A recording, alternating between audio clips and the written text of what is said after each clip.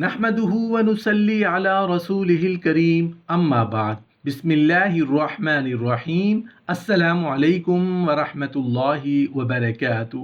نماز حاجت پڑھنا سیکھیں۔ نماز حاجت کیسے پڑھنی چاہیے؟ صلاۃ الحاجت پڑھنے کا طریقہ کیا ہے؟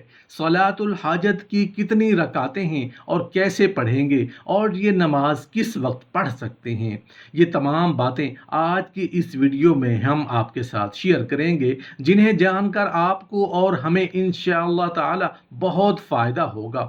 محترم ناظرین، نماز حاجت کیسے پڑھنی چاہیے، صلاۃ الحاجت پڑھنے کا طریقہ کیا ہے، کہ مکمل تفصیل جاننے کے لیے ویڈیو کو آخر تک ضرور دیکھیے گا۔ صلاۃ الحاجت یا نماز حاجت پڑھنے کی بہت زیادہ برکتیں اور فضیلتیں ہیں۔ رسول اللہ صلی اللہ علیہ وآلہ وسلم اس نماز کی تعلیم فرماتے تھے۔ اگر آپ کسی جاب یا انٹرویو کے لیے جا رہے ہیں تو آپ صلاۃ الحاجت پڑھ کر جائیں، اللہ کی بارگاہ میں دعا کر کے جائیں، انشاءاللہ تعالی آپ کو کامیابی حاصل ہوگی۔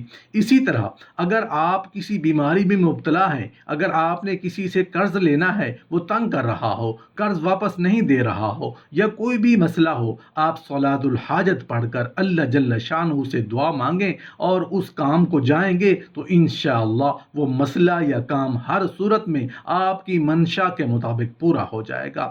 رسول اللہ صلی اللہ علیہ وآلہ وسلم نے ارشاد فرمایا کہ جب تم میں سے کسی شخص کو کوئی حاجت پیش آئے، ضرورت پیش آ جائے، چاہے وہ حاجت اللہ پاک کے متعلق ہو، چاہے وہ حاجت کسی بندے سے متعلق ہو، جس کو کوئی حاجت پیش آئے وہ اچھی طرح وضو کرے، پھر اس کے بعد 2 رکعت نماز حاجت پڑھے، پھر اس کے بعد اللہ کی حمد و ثنا کرے، پھر میرے اوپر درود شریف بھیجے، اور اس کے بعد پھر اپنی حاجت اللہ جل شانہ کے سامنے مانگے۔ جس نے ایسا کر لیا، اللہ کا وعدہ ہے کہ اللہ پاک اس کی حاجت کو پورا کریں گے۔ محترم ناظرین، اگر ہماری حاجت پوری نہیں ہوئی تو اس کا مطلب ہے کہ ہماری وضو میں، نماز میں یا مانگنے میں کوئی کمی رہ گئی ہے، جو ہماری حاجت پوری نہیں ہو رہی۔ کوئی بھی حاجت ہو، اولاد کے لیے ہو، رزق کے لیے ہو، شادی کے لیے ہو، کوئی دکھ یا پریشانی یا کوئی انسان سے متعلق کوئی حاجت ہو، تو رسول اللہ صلی اللہ علیہ وسلم نے فرمایا کہ نماز حاجت پڑھ کر اللہ جل شانہ سے مانگو۔ رسول اللہ صلی اللہ علیہ وسلم نے یہ نظریہ اور عقیدہ بتایا کہ اگر ہمیں کسی انسان سے بھی کام ہے، یہ سبب ہے، مگر اس میں جان اللہ جل شانہ ڈالیں گے، اللہ تعالیٰ اس شخص کا دل نرم کر دے گا اور وہ شخص آپ کی حاجت کو پورا کرے گا۔ اگر جب آپ اللہ سے مانگ کر جاؤ گے، پھر چاہے تمہیں کسی آدمی سے غرض ہے، وہ استغنائے نفس کے ساتھ تمہیں یہ چیز نصیب ہو جائے گی۔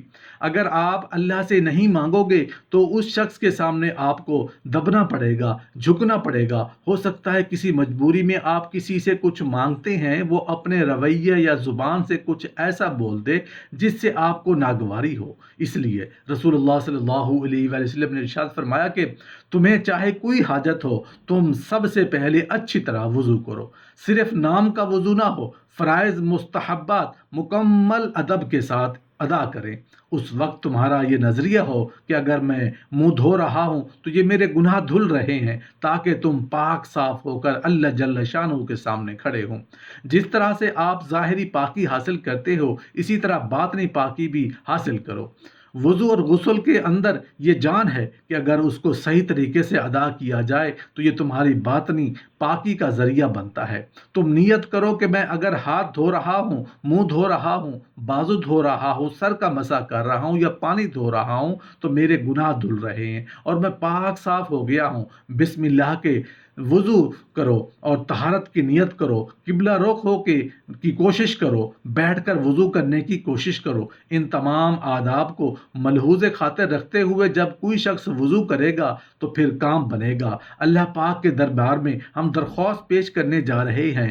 دنیا کا نظام ہے کہ اگر آپ نے کسی کو درخواست دینی ہے تو آپ درخواست پر اپنے کوائف اور مطالعے کا کام لکھتے ہیں۔ اگر اس درخواست میں کوئی غلطی یا کمی کوتاہی رہ جائے تو درخواست واپس کر دی جاتی ہے کہ ان کوائف و قواعد کے مطابق آپ نے درخواست جمع نہیں کروائی۔ اسی طرح اللہ جل شانہ کے دربار کے بھی آداب ہیں۔ رسول اللہ صلی اللہ علیہ وسلم نے ادب بتائے ہیں، وہ ادب ہے اللہ سے لینے کا طریقہ جو رسول اللہ صلی اللہ علیہ وسلم نے بتائے، وہ ادب ہیں۔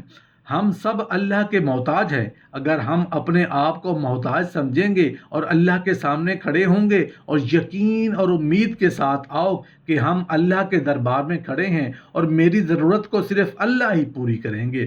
دنیا کے دربار میں جب ہم کسی کے پاس کام جاتے ہیں تو ہم اس کی خوشامد کرتے ہیں۔ اللہ کے دربار میں مایوسی کی کیفیت کے ساتھ مت آؤ۔ مسلمان ہمیشہ اللہ جل شانہ کی ذات سے پر امید رہتا ہے۔ اللہ جل کا ارشاد پاک ہے، اگر مجھ سے کوئی چیز مانگنی ہے تو دو شرائط پوری کر کے آؤ۔ مجھ سے ہی مانگو، کسی اور سے مت مانگو۔ اگر تمہاری کسی بندے سے بھی حاجت ہو تو پہلے مجھ سے پوچھو۔ جب تم مجھ پر بھروسہ کر کے وہ حاجت پیش کرو گے، اللہ جل شانہ فرماتے ہیں کہ تم میرے دربار میں آداب کے ساتھ آؤ، یقین اور بھروسہ کے ساتھ آؤ، دیکھو میں تمہاری پھر کیسے حاجت پوری کروں گا۔ جب اللہ سے مانگنے لگو تو ایک ایک لفظ سمجھ کر پڑھو اور مانگو تو دیکھو اللہ تمہاری حاجت کیسی پوری فرمائیں گے۔ جب آپ نماز حاجت پڑھ کر اللہ سے دعا مانگنے لگو گے تو سب سے پہلے اللہ جل شانہ کی حمد یعنی کہ الحمدللہ پڑھو، اس کے بعد درود شریف پڑھو، اس کے بعد اپنی حاجت اللہ کی بارگاہ میں پیش کرو، اس کے بعد پھر درود شریف پڑھو، پورے یقین اور بھروسہ کے ساتھ مانگو تو انشاءاللہ اللہ عز و جل آپ کی ہر حاجت اور ضرورت پوری ہو جائے گی۔ محترم ناظرین، صلاۃ الحاجت کتنی رکعت پڑھ سکتے ہیں اور کیسے پڑھیں گے، اور یہ نماز کس وقت پڑھ سکتے ہیں؟ صلاۃ الحاجت کسی بھی وقت پڑھی جا سکتی ہے سوائے مکروہ اوقات کے۔ مکروہ اوقات میں نمبر 1 صبح صادق سے لے کر طلوع آفتاب تک، نمبر 2 زوال کا وقت، نمبر 3 عصر کی نماز سے لے کر غروب آفتاب تک۔ یہ 3 مکروہ اوقات ہیں جن میں کوئی بھی نفل نماز ادا نہیں کی جا سکتی۔ صلاۃ الحاجت کی 2 رکعتیں ہیں۔ سب سے پہلے آپ نیت کریں گے اور نیت صلاۃ الحاجت کی کریں گے اور اللہ اکبر کہہ کر نیت باندھ لیں گے۔ سب سے پہلے ثنا پڑھیں گے، اس کے بعد اعوذ باللہ، پھر بسم اللہ، اس کے بعد سورہ فاتحہ پڑھیں، پھر اس کے بعد آپ کوئی بھی سورت پڑھ سکتے ہیں۔ اس کے بعد رکعت مکمل کر کے اسی طرح دوسری رکعت بھی مکمل کریں گے، جیسا کہ ہم 2 نفل پڑھتے ہیں ویسے ہی نماز پڑھیں گے۔ صرف نیت کرتے وقت صلاۃ الحاجت پڑھ کر اللہ کی بارگاہ میں دعا کریں اور وہ اپنا مسئلہ پیش کریں، اور دعا آداب کے ساتھ کرنی چاہیے۔ دعا میں بہت سارے لوگ غفلت کر جاتے ہیں، غفلت کی دعا کرتے ہیں، جیسا کہ ہم کہتے ہیں کہ دعا قبول نہیں ہوتی، کہ الفاظ تو ہماری زبان پر ہوتے ہیں لیکن ہمارا دھیان اور یقین کہیں اور ہوتا ہے۔ دعا کے قبول ہونے کے لیے ضروری ہے کہ آپ کو یقین ہونا چاہیے کہ ہاں میری دعا قبول ہوگی، اور پھر پوری توجہ کے ساتھ دعا کریں۔ دعا کے آداب میں سب سے پہلے اللہ کی حمد بیان کریں، جیسا کہ سورۃ الحمدللہ کی حمد ہے۔ اس کے بعد نبی کریم صلی اللہ علیہ وسلم کی ذات پر درود بھیجیں، پھر آپ کا جو بھی مسئلہ ہے وہ اللہ جل شانہ کی بارگاہ میں پیش کریں اور پھر درود پاک پڑھ لیں۔ یہ دعا کرنے کا بہترین طریقہ ہے۔ اس طریقے سے دعا کریں گے تو انشاءاللہ عز و جل ضرور دعا قبول ہوگی۔